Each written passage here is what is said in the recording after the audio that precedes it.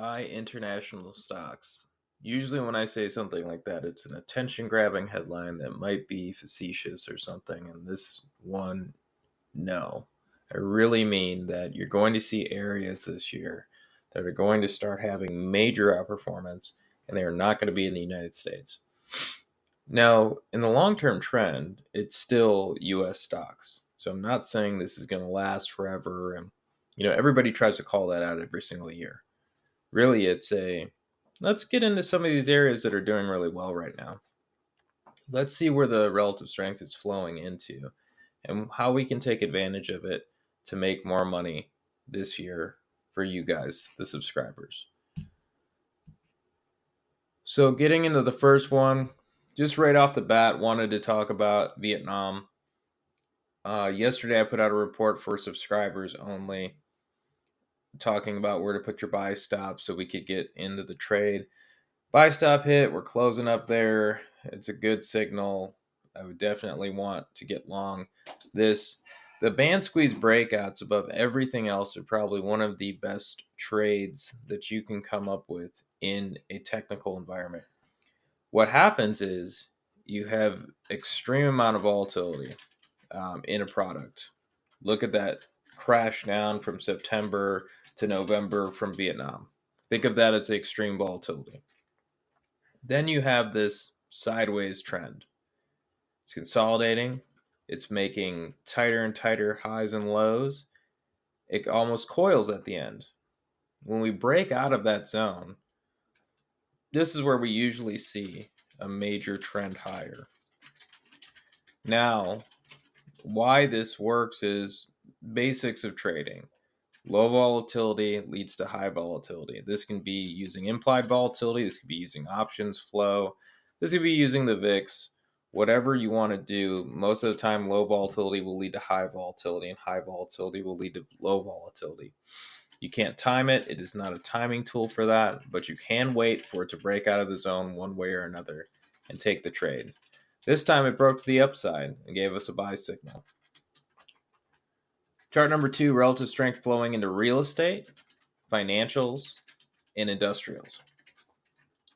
So the top 3 sectors over the last 10 weeks are financials, real estate, and industrials. That is amazing.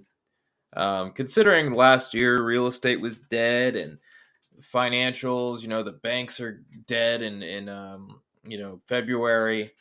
Stephen in my video is really telling, and we talk a lot about this and that. And it's like I always say, people always are trying to fight the last war.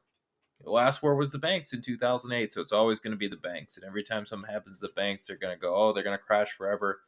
And it's funny because I'll get a lot of hate on those videos on YouTube. People like, you just love the bankers. You're sucking on a line on the chart, because number one is we are not people who are following my page. Yes, there's a few institutional guys on here, but most of the people who are following my page, we're all normal people. And I want to help normal people learn how to make money. And how you do that is by not having opinions like that. If you have an opinion like that, you will not be able to properly ride the market trends. Because really, buying the banks doesn't mean for a trade, you're not helping the banks. The banks are not going, oh, thanks for your $100,000, $2,000, $20,000. They could care less. That means nothing to them, especially when we're going to sell it as a trader. So don't think of it that way. We're always trying to just find the best trades and best sectors to be in at the time, because we got to protect our portfolios. And my job is to really help everybody protect their portfolios, make income, and be able to live, learn how to trade, or at least put money into your retirement in the right way to continue to make money. Chart number 3, this is the real estate sector. This is the chart for it. As you're seeing, there's the breakout. We got out of that base. Looks like we could, if we get a close up here, we could get the highest close in quite a while. Right now, it's kind of in this resistance zone. I could see it chopping around a bit. Most of these things are going to chop around. We had a major run going into year end. I don't think it's just going to crash and that's the end of it. But I could see a correction, obviously. That's not really hard to, everybody's calling for it. It's like, that's not a call. The market ran up for 6, 7 weeks straight. Of course, it's going to pull back and consolidate and do something. Give it some time, give it some patience. We'll see where it goes. But either way, XLRE, when I'm talking about yields in the portfolio, XLRE is one of those, or IYR, however you get your reads. Basically, this is always in the portfolio in either a small way and sometimes a bigger way if it's trending well, because of the amount of dividends and yield that we get out of it. Chart number 4 is XLF. XLF has held up incredibly well, even in the beginning of the year when this sell off happened. I could really see a lot of money flowing into the banks right now. The big banks look really good. I would be interested in just holding these positions. We are long it. Nothing to do besides just hold it and be patient. XLI, this is the industrial sector. Industrial sector has been a great trade. We've been in it this year. It gave us a buy signal and really didn't go anywhere for a while. And now it's starting to pick back up again. It's into new highs. It continues to make new highs. We want to be long the industrials. Number 6, value to growth. What it means to normal people. Growth stocks basically mean one thing to normal people. Growth to value means one thing to normal people. And growth to value means something completely different to me. Look inside the sector. As we go down to 7, inside the sector for value, it's the big banks, big oil, big healthcare. That's it. Big, and some consumer staples. Walmart. These are the biggest ones inside of there. They make up most of that, the ETF or the index. Chart number 8, the Magnificent Seven. Growth holdings. These are the growth stocks. You could basically call it the Mag 7. What is really the difference here? It's either the Mag 7. There's 8 there, but that's because Google's twice on there. But really, now we're looking at, okay, this is the Mag 7 is basically growth. And value is kind of everything else that's, different from tech, basically, big tech. So basically, when we're looking at that argument, just think of it that way instead of thinking about it like they all want you to think about it. Value or growth, it has to be this or that. It's really not. It's it's these sectors or these sectors.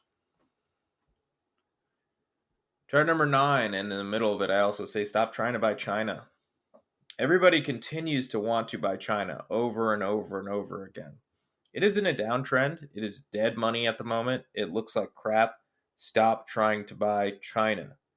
It looks cool. Hey, it's cheap. Things don't work that way. Things that are just sitting dead sometimes stay dead for a long time. When it comes back to life, that's when we're going to want to get involved in buying China. Chart number 9. It said, look outside the United States for real value. When we're looking at Peru being number 1, Mexico being behind it, Brazil being up there, Canada 5%, all leading in front of the United States in the last month. Japan leading the United States, Hong Kong, South Korea, India, Australia, Switzerland, Greece, United Kingdom, Italy, France. France isn't leading. And then Nigeria, Saudi Arabia, Israel, Qatar, Egypt. All of these things are leading the United States over the last month. This could be this is what happens with trading. There's a lot of stories that start in the year, and this is the thing we can see from relative strength. You're not going to see it anywhere else. You could look at and pour over the fundamentals and do all these things. I'm sure somebody out there is smart enough to really see it. I have some buddies that are geniuses. They do stuff like that. Sure, but we only get paid when the price moves. So the relative strength is going to show us that early. And so maybe the trade of the year is going to be something like the reflation trade working out, the sectors we're in, and some of these countries that are commodity producing countries leading the way. Chart number 10. Commodity producing countries are leading the way. I didn't do that on purpose. So, Saudi Arabia, number one, over the last 5 weeks. Mexico, number two over the last 5 weeks. Australia, number three over the last 5 weeks. The commodity producing countries are leading the way. I think that's going to continue to be a theme for 2024. And bonus, just something on crypto, that I don't really like to, and you guys will notice this, but it's also not but as beneficial to you guys because I'm sure you guys want to see it. But when something's running very well, I don't like to just be like, hey, look how great we're trading. And I want to move on to the next thing because it really doesn't matter. It's just a stop. But Bitcoin is in there. I think it's important just to understand that we're not really trading the alts right now. Yes, you can get into some of the alts. Sure, you can make money doing it. But, in futures, there's no real reason to really be outside of Bitcoin. Also, we're seeing relative strength in Bitcoin against a lot of the other coins, especially Ethereum. I don't know what's going on with Ethereum. I'm not that big of a crypto guy. I'm not that deep into it. I trade it. I own Bitcoin, but Ethereum is just really falling off in comparison to Bitcoin at the moment. So let's stay in Bitcoin. Let's make it easy. Ride the thing that's going up. Get out of the thing that's going down. All right, everybody. Hope you guys had a great week. Please check out the Breaking It Down I released today. It's one of the better ones, and it will be a series of mine. I'm going to make them video parts and post on here and all that stuff. So please check that out. Hope everybody has a great weekend. Get away from trading. Close down your computer. Do not look at the charts all weekend. And we'll talk soon.